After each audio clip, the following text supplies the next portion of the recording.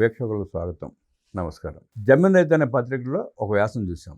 నారా లోకేష్ ముఖ్యమంత్రి కాబోతున్నాడు, త్వరలో వెనకాల రాజకీయాలు జరుగుతున్నాయి అంటూ దాని సారాంశం. ఈ మధ్య నారా లోకేష్ గారు ఎంపీ నియోజకవర్గాల స్థాయిలో నాయకులు, మంత్రులు, ఎమ్మెల్యేలు, పార్లమెంట్ సభ్యులతో మమేకమవుతూ అనుబంధాన్ని పెంచుకునే విధంగా ఆయన వ్యవహరిస్తూ ఉంటే దానికి రాజకీయ రంగు పులిమి ముఖ్యమంత్రి కాబోతున్నాడు, అందుకే ఇలాంటి కార్యక్రమాలు చేస్తాడంటూ జమీన్ రైతు రాసుకొచ్చింది. నిజంగానే జమీన్ రైతు రాసినట్లు అలా జరిగే అవకాశం ఉందా లేదా తెలుసుకునే ప్రయత్నం చేద్దాం. విశ్లేషించడానికి మనతో ఎప్పుడు ఉన్నారు ప్రముఖ ఆర్థిక, రాజకీయ, సామాజిక విశ్లేషకులు అడిసిమ శ్రీనివాసరావు. వారిని అడిగి మరిన్ని విశేషాలు తెలుసుకుందాం. నమస్తే శ్రీనివాసరావు. నమస్కారం అండి.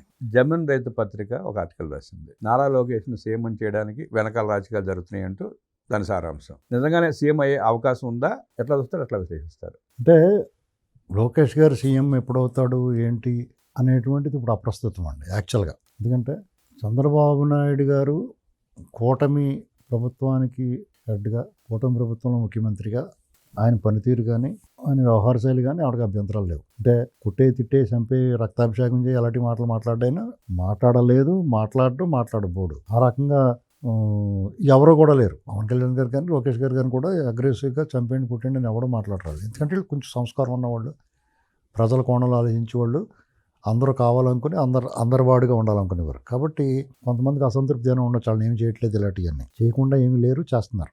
అదో ప్రాసెస్ నడుస్తుంది. ఇక్కడ నేను చదివిన వ్యాసం, ఈయన ప్రజాప్రతినిధులతో ఇంటరాక్షను, దాని మీద కొంచెం వ్యంగ్యము, కొంత ఊహాజనితమైన వార్త రాశాడు. కల్పన ఏంటంటే ఆయన త్వరలో ముఖ్యమంత్రి అవ్వబోతున్నాడు, దానికోసం వీళ్ళందరినీ ఇంటరాక్ట్ అవుతున్నాడు వీళ్ళందరితో. దాన్ని మనం చూసే కోణంలో ఉంటుంది. వాళ్ళకి ఎంతసేపు కూడా పనిగట్టుకుని లోకేష్ మీద దుష్ప్రచారం అయితే జరుగుతుందండి. అంటే కూటమి ప్రభుత్వంలో 3 పార్టీలు ఉన్నాయి. పార్టీలుగా ప్రభుత్వంలో ఉన్నప్పుడు పార్టీలుగా ఇచ్చిన హామీలు ప్రభుత్వంలోకి వచ్చిన తర్వాత కొన్ని వాళ్ళు నెరవేర్చలేకపోవచ్చు. అంటే ప్రజలకు సంబంధించిన హామీలన్నీ వాళ్ళు నెరవేర్చుకొని ఉన్నారు. పార్టీ కార్యకర్తలకు ఇచ్చిన హామీలు వాళ్ళు నెరవేర్చలేకపోవచ్చు, పూర్తి అవ్వలేదు కాబట్టి నెరవేరుస్తారేమో వేచి చూడాలి. అక్కడ అలాంటి అసంతృప్తులు ఏమైనా ఉంటే ఉండొచ్చు. అయితే లోకేష్ గారి మీద చాలా దారుణమైన విషప్రచారం జరుగుతుంది. అంటే భయంతో కూడా విషప్రచారం అంటారా? భయం అని కాదండి, ఒక రకమైన దాన్ని టార్గెటెడ్, అంటే ఉద్దేశపూర్వకంగా టార్గెట్ చేస్తున్నారు. అంటే ఆ పార్టీని బలహీనపరచాలంటే, వాళ్ళని ఇబ్బంది పెట్టాలంటే, ఇప్పుడు కొంతమంది డైరెక్ట్గా చంద్రబాబు నాయుడు గారిని అనలేక లోకేష్ గారిని అనేస్తున్నారు.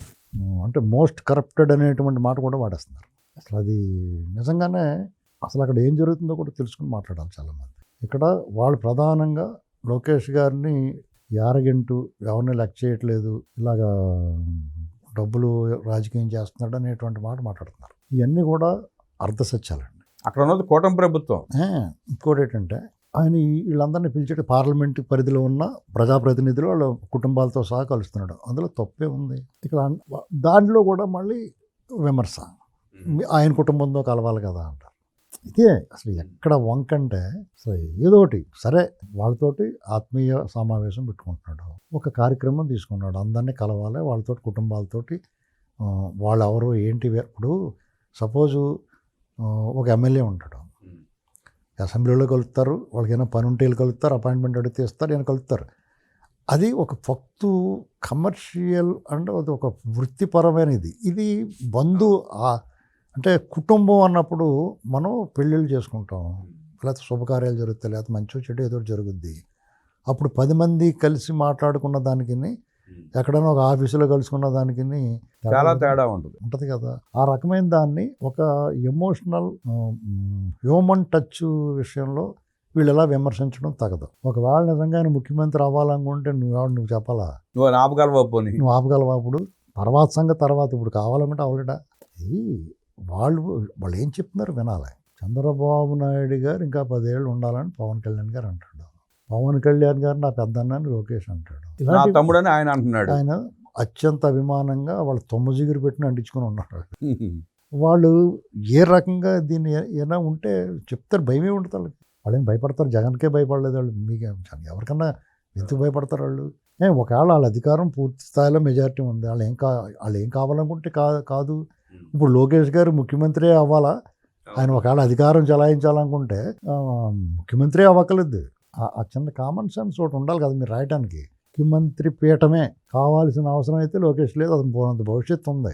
ఏంటండి పవన్ కళ్యాణ్ గారు లాంటివాడు మనకు పదవులు ముఖ్యం కాదు, మనం పని చేయాలి, పార్టీని పటిష్టపరచుకోవాలి, రాష్ట్రాన్ని బాగు చేయాలి, ఆ మైండ్ సెట్లో వాళ్ళు ఉన్నారు. చంద్రబాబు నాయుడు గారిని మీరు, నేను, లేకపోతే కొంతమంది ఆయన సానుభూతి పరులు అభిమానులు అలాగే అభిమానిస్తారు, వీళ్ళు కూడా అలాగే అభిమానిస్తారు. అక్కడికి వచ్చేటప్పటికి ఆయన ముఖ్యమంత్రిగానే కనిపిస్తాడు తప్ప తండ్రి లేకపోతే స్నేహితుడు ఇలాగ ఏం కనిపించడు. ఆయన కూడా అలాగే వ్యవహరిస్తాడు వీళ్ళతోటి. నిన్న మనం చెప్తున్నాడు ఆయన ఒక మాట, మనం 10 కేజీలు బరువు ఎత్తగలం అనుకుంటే 15 కేజీలు పెడతాడు నెత్తి మీద, 15 ఎత్తుదామంటే 18 కేజీలు పెడతాడు నెత్తి మీద, మనం చేయాల్సిందే చెప్పింది చేసుకుంటూ పోతామే అన్నాడు. దీనికి ఇలా ఇదే కాదండి, అనేక విషయాల్లో చాలా దారుణంగా ఆ జమీన్ రైతు పత్రికలో వస్తున్నాయండి. ఇది పదే పదే అలా రాయటం వల్ల మనకేమర్థమవుతుందంటే కడుపు మంట అనేటువంటి తెలుస్తుంది. నిజంగా ఆయన చాలా నుంచి ఎప్పటి నుంచో ఉంది ఆ పత్రిక.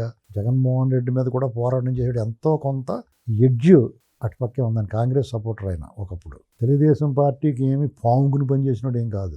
నిజాయితీగా నిజాలు రాస్తున్నాను అనుకునే పేరుతోటి రాత్రి మనమే తిడతాం ఒకసారి పార్టీని నిలబెట్టడం. కూటమి ప్రభుత్వం 3 సార్లు విమర్శిస్తాం.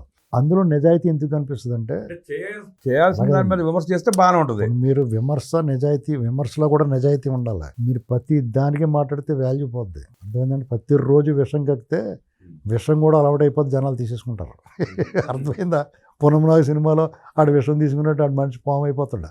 ఈయన వ్యాసం రాయగానే వైఎస్ఆర్ కాంగ్రెస్ సోషల్ మీడియా దాన్ని పట్టుకుని అదిగో పవన్ కళ్యాణ్కి అన్యాయం జరుగుతుంది మనం మొదలుపెట్టారు. మళ్ళీ ఏముండదండి, ఎవరికి అన్యాయం జరగదు. అంటే అక్కడ కంక్లూడ్ కలిసిపోయి చేసినట్టు ఉంది వ్యవహారం. ఇది కలిసిపోయి వాళ్ళకే ఇదే మీరు నేను చెప్పేది. వాళ్ళు ఏంటంటే వాళ్ళ ఇంటెన్షన్ ఏంటంటే వాళ్ళ ఉనికిని గుర్తించలేదమ్మా వీళ్ళు. ఆ ఉనికిని గుర్తించినప్పుడు ఆ బాధ ఉంటుంది డెఫినెట్గా.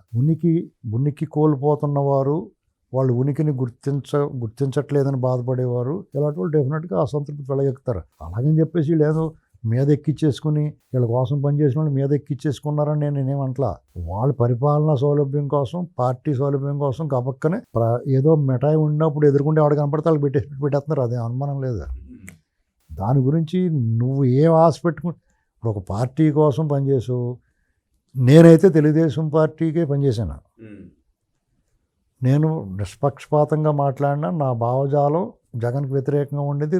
గతంలోనే తెలుగుదేశం పార్టీ సపోర్టర్ ఉన్నాయి. తర్వాత నేను న్యూట్రల్గానే ఉన్నాను, తెలుగుదేశం పార్టీని కూడా విమర్శించాను. కానీ అందులో మీకు నిజాయితీ కనపడాలంటే వాస్తవం ఉండాలి. అవును, వాస్తవం లేకుండా ప్రతిదానికి చంద్రబాబు గారు సరిగ్గా తలదూకోలేదు, లేకపోతే ఆడిని ఎలా పెట్టాడు అలా పెట్టాడు. సీఎస్ ఎవరు ఉండాలో ఏటో కూడా నువ్వెవడో నిర్ణయించడానికి. ఆయన పరిపాలనా సౌలభ్యం కోసం ఆయన చేతి కింద పనిచేసి కూడా కొంచెం ఉండాలనుకుంటారు.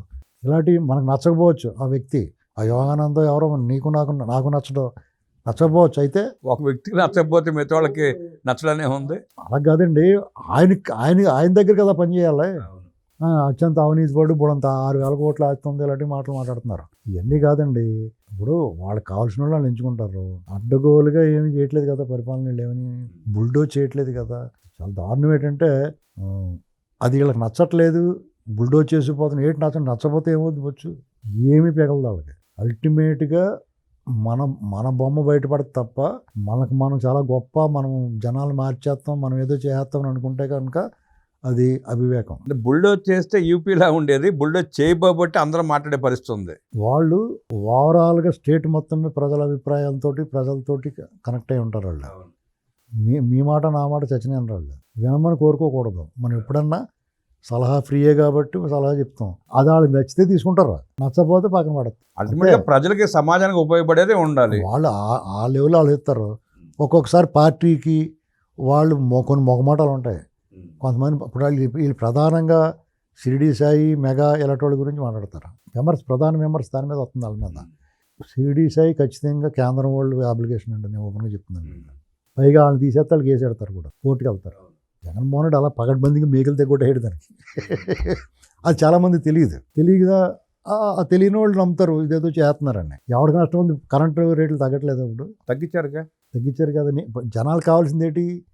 కరెంట్ పవర్ రేట్లు తగ్గినా లేదు, అది కావాలి. 13 పైసలు తగ్గింది, రూప్ వల్ల 2 డౌన్ అయింది. ఒకవేళ దానివల్ల మనకు బోడ నష్టం అయిపోతుందంటే నష్టమైపోతే పోద్ది. జగన్మోహన్ రెడ్డి లక్షల కోట్లు కొట్టేయాడు ఎంపీ గారు కదండి. అంచేత జగన్మోహన్ రెడ్డి వచ్చి రివర్స్ టెండరింగ్ అని చెప్పి ఎలా అన్ని వ్యవస్థలు నాశనం చేసాడు చూసాం. పోలవరం ఎలా కొదేసాడు చూసాం.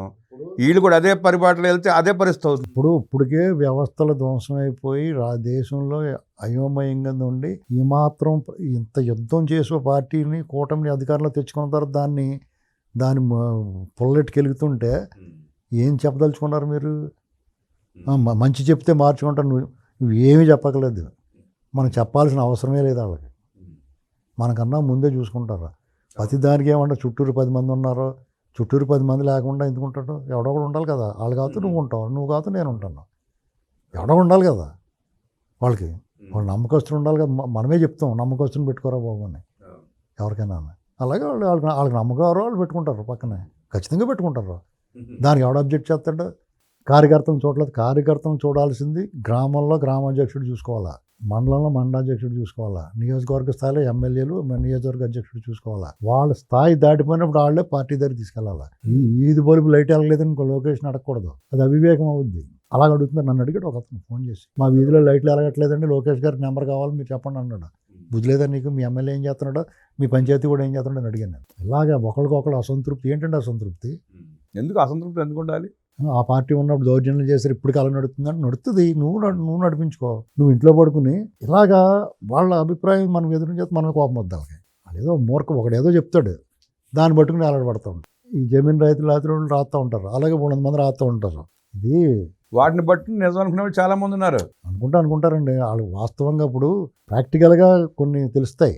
మనం చాలా బాగుంది అనుకున్నది ప్రాక్టికల్గా బాగోపోవచ్చు. అర్థమైందండి? అసలు బాగోలేదు అనుకున్నది ప్రాక్టికల్గా బ్రహ్మాండంగా ఉండొచ్చు. అంత అసంతృప్తి బాధ ఎవరికి లేదండి. ఎందుకంటే గుండెలమే చేసిన హాయిగా పడుకున్నారు బాబు అనుకుంటున్నాం. దానికి తోడు వీళ్ళు కొన్నిసార్లు మూసుకుని కూర్చోవలసిందే. అవతల ప్రమాదం ఉపద్రవం ఉన్నప్పుడు భరించాల్సిందే. ఫైనల్గా అదే. ఒకవేళ ఈ జమీన్ రాజులాట లోకేష్ ముఖ్యమంత్రి అయిపోతాం అయితే అవుతాడు. So what?